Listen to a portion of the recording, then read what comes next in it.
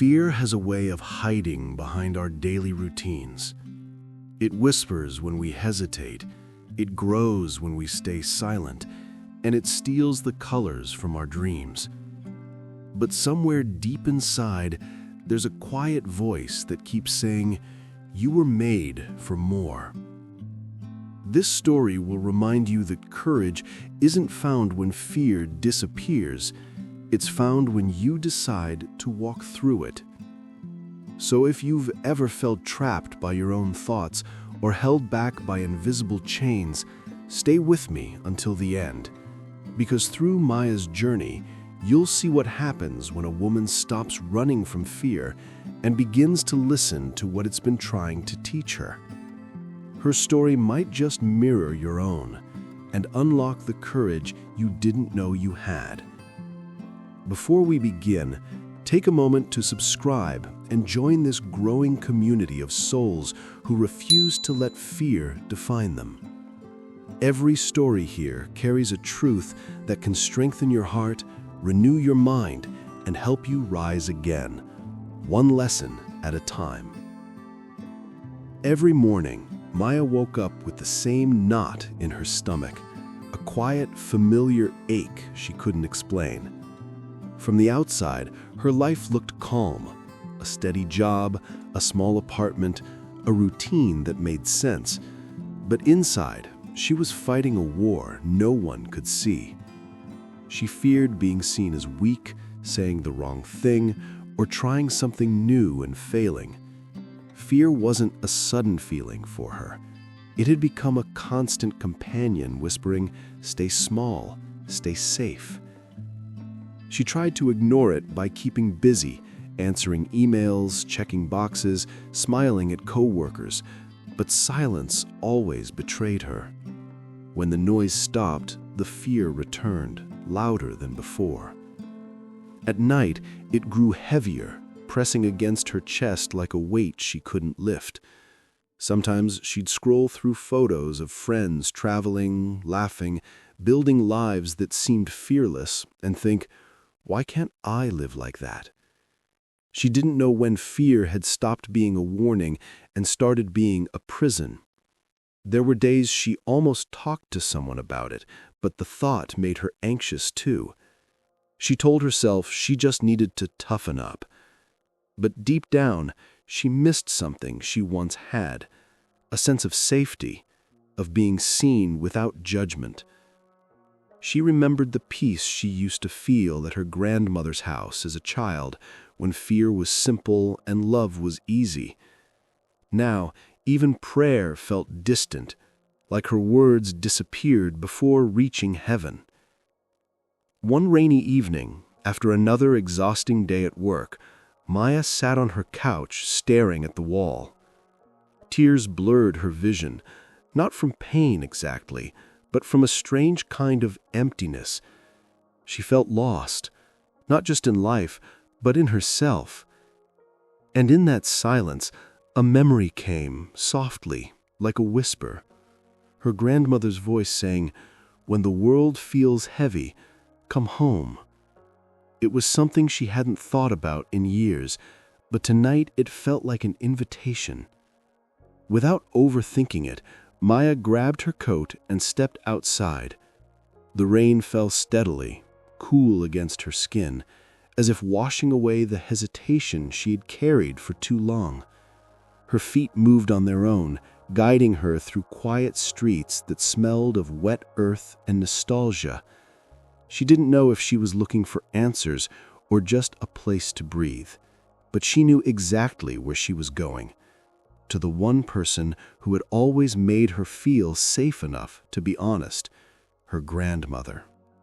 By the time Maya reached her grandmother's house, the rain had turned into a fine mist that clung to her hair.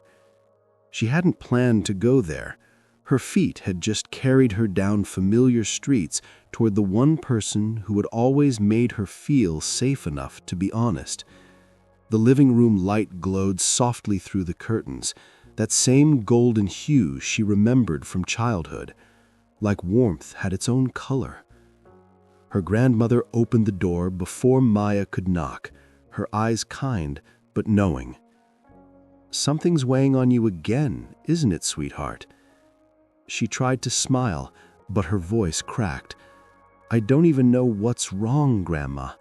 I'm just scared all the time. A failing, of being judged, of everything." Her grandmother motioned for her to sit at the old kitchen table, the one that had heard decades of secrets and laughter. The smell of chamomile tea filled the room, grounding her.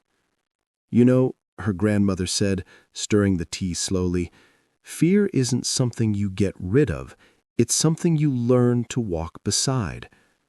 Maya looked up, confused. "Walk beside it? That sounds impossible." The old woman smiled, the kind of smile that made the world slow down. She said, "Fear is loud when you try to silence it, but when you listen, you'll find it's not trying to hurt you. It's just trying to protect the little girl inside who once got hurt." Maya's eyes filled with tears. "But what if it's stronger than me?" she asked softly. Her grandmother reached across the table, her hand warm and steady. "Then borrow my strength until you find your own. That's what courage is, Maya. Not fighting alone, but remembering you're not alone." They sat quietly for a while, listening to the rain tap gently against the window. Her grandmother's presence felt like a shelter, solid, unshaken, familiar. "Do you remember the garden I used to keep?" she asked suddenly. "Every spring I'd plant new flowers right next to the dead ones, because that's where the soil was richest. Fear is like that too. It shows you where you've buried something worth growing again." Maya closed her eyes, letting the words sink in. The heaviness in her chest softened, replaced by a strange calm she hadn't felt in years.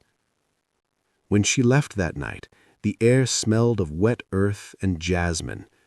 Her grandmother stood at the door, holding a small candle. She said, "Keep this with you. It won't chase fear away, but it will remind you that even the smallest light is enough to see the next step." Maya took it gently, her heart trembling with gratitude. She didn't have all the answers yet, but something inside her had shifted. And as she walked home under the streetlights, she couldn't shake the feeling that this was only the beginning of a much deeper journey. The candle her grandmother had given her sat on the kitchen table, its soft flame flickering against the darkness. Maya stared at it for a long time that night, remembering her grandmother's words, "Even the smallest light is enough to see the next step."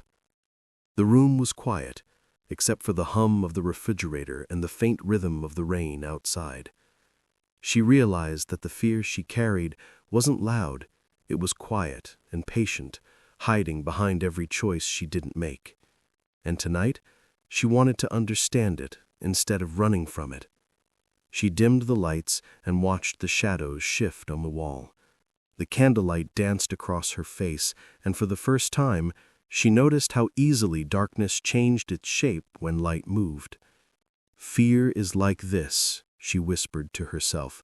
"It grows when I look away." She thought about all the moments she'd turned back, the opportunities she declined, the words she never said, the dreams she buried before they had a chance to live. Every shadow on the wall felt like one of those choices, stretching and shrinking with her breath. She remembered something her grandmother once said, "Fear loses power when you name it." So Maya spoke out loud, her voice trembling, "I'm afraid of failing. I'm afraid of being judged. I'm afraid I'll never be enough." Each confession felt like a release, a weight lifted from her chest. Tears filled her eyes, but this time they didn't burn, they cleansed.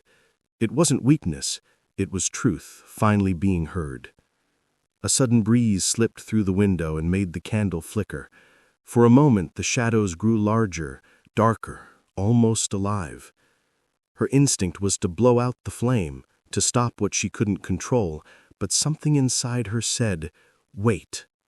She watched as the shadows trembled, then softened again as the flames steadied. And that's when she saw it clearly. Fear only grew wild when she stopped trusting the light. Maya leaned back in her chair, her face warm from the glow.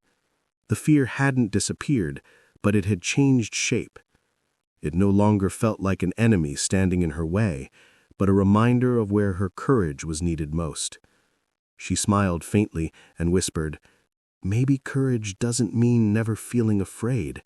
Maybe it means keeping the candle lit anyway."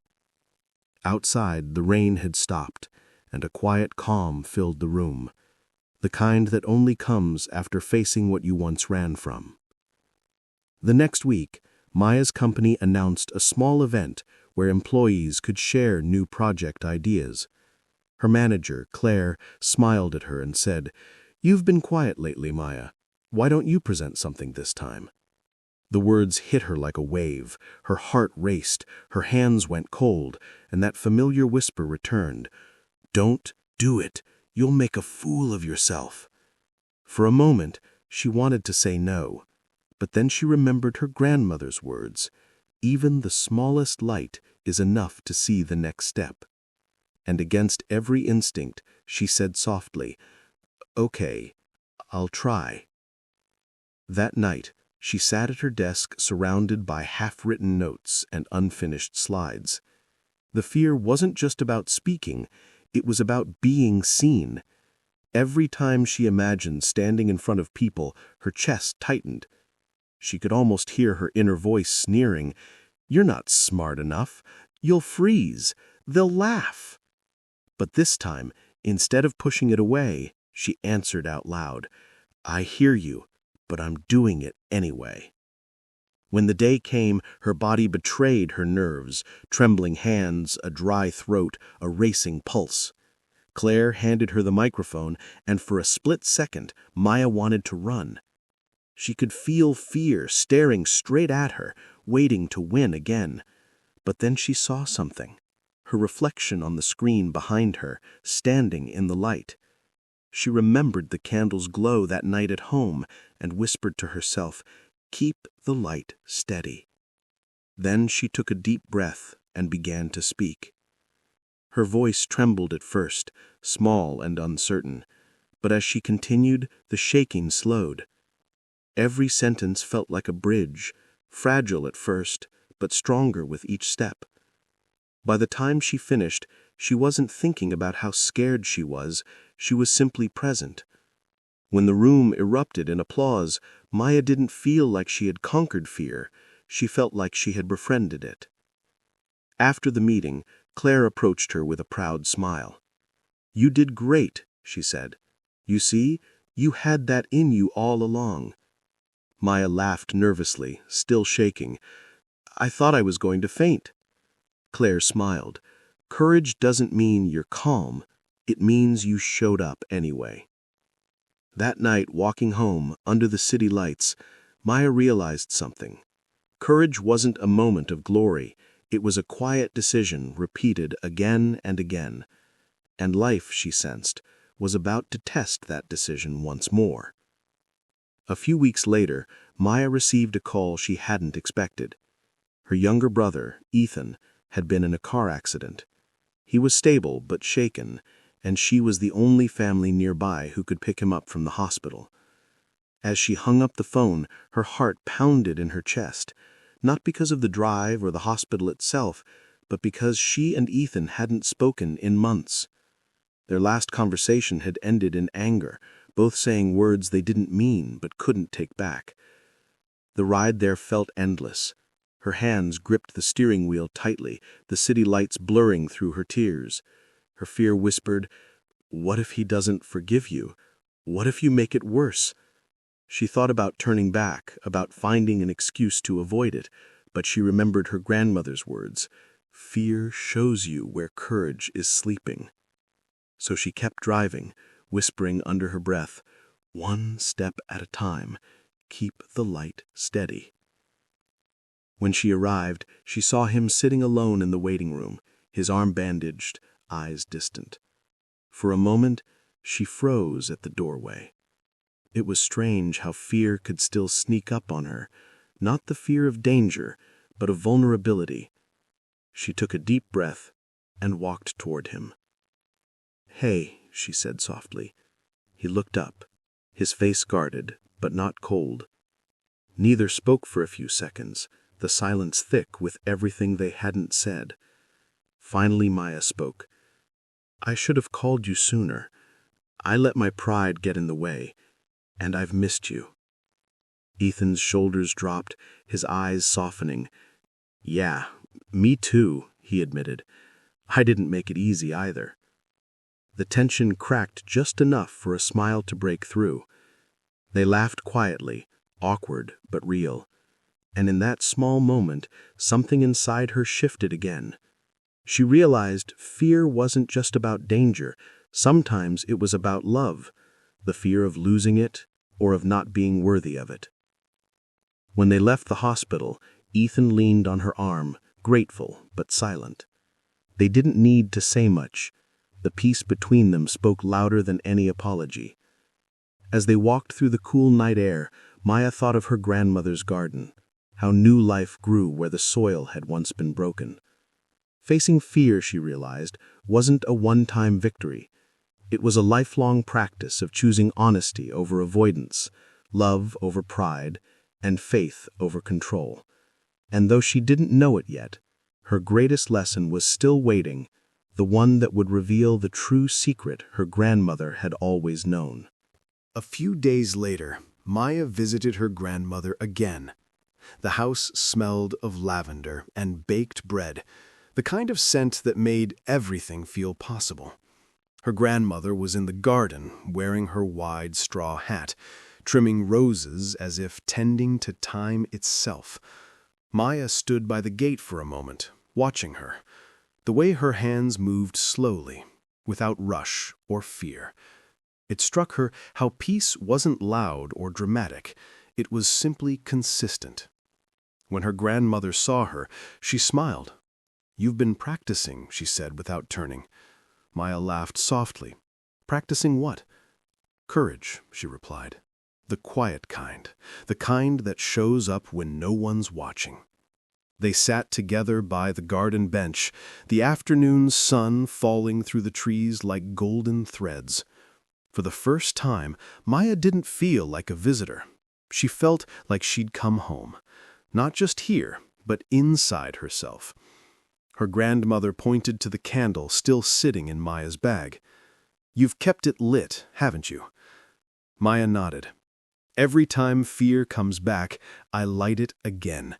It helps me remember I don't have to run anymore." Her grandmother's eyes softened. "That's the secret, child.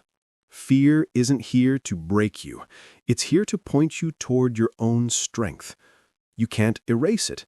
You can only walk through it, carrying light." The words settled over Maya like sunlight, warm, still, eternal. A breeze swept through the garden, bending the roses but not breaking them. Maya watched their gentle sway and smiled. She understood now, courage wasn't a sudden burst of bravery. It was quiet persistence. It was forgiving when pride wanted distance, speaking when silence felt safer, trying again when fear whispered, "Don't." It was choosing to love life even when it trembled in your hands. When it was time to leave, her grandmother hugged her tightly and whispered, "Don't thank me, Maya. Thank fear. Without it, you'd never have learned what courage feels like." Driving home that evening, Maya felt lighter, freer, not because fear was gone, but because she finally knew how to walk beside it. At every stoplight, she could see her reflection in the rearview mirror, calm, steady, alive. And when she got home, she lit the candle one more time and whispered, "Thank you, fear, for leading me here." 6 months later, Maya stood at the front of a crowded auditorium, microphone in hand, looking out at hundreds of faces. Her company had chosen her to lead a major community project, something she'd once been too afraid to even imagine. On the big screen behind her glowed the title of her presentation, Building Courage Through Connection. She could feel her heart beating fast, but it no longer felt like panic. It was energy, alive, ready. In the audience, near the front row, her grandmother sat quietly, hands folded, smiling with pride. Maya began to speak, her voice steady but warm. She told the story of how fear used to control her life, not as a confession, but as a testimony. She spoke about learning to listen to fear instead of fighting it, about lighting a candle instead of running from the dark. The room was silent, not because they were bored, but because they felt it.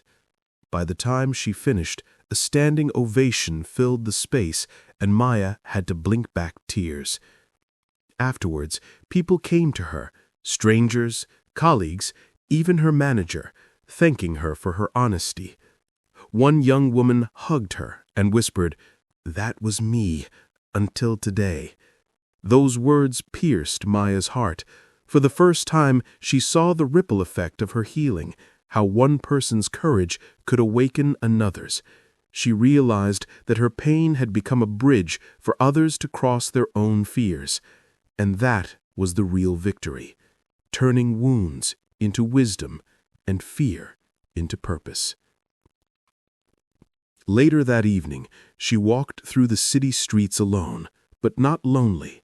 The same streets that once felt heavy now felt sacred, familiar but new. She stopped by a shop window and caught her reflection, noticing something different. Her eyes no longer looked uncertain. They carried light, the kind that doesn't come from success, but from peace. When she got home, she lit the candle again, the same one her grandmother had given her. Its flame danced, steady and golden. She sat quietly, whispering, "I was afraid of being seen, but now I see myself." And as she watched the light flicker across the walls, she realized that the fear that once chained her had become the very thing that guided her here. Fear had not defeated her, it had delivered her into courage. Fear will always find its way back, not to destroy you, but to remind you that you're alive. It comes to test the edges of your faith, to ask, will you still move forward even when you tremble? Maya's story shows us that courage isn't born in the absence of fear. It's born in the presence of it. It's choosing to act, to love, to speak, even when your voice shakes.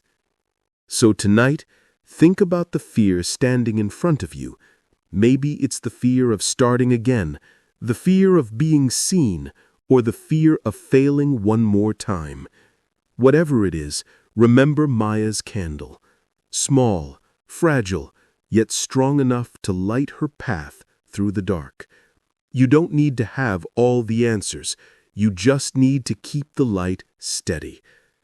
And now, I want to ask you something. What fear is God asking you to face today?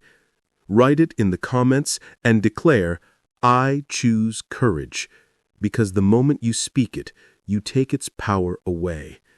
Share this story with someone who needs hope tonight. And don't forget to subscribe. Every story here carries a truth meant to strengthen your heart, renew your mind, and remind you that you were never meant to live in fear.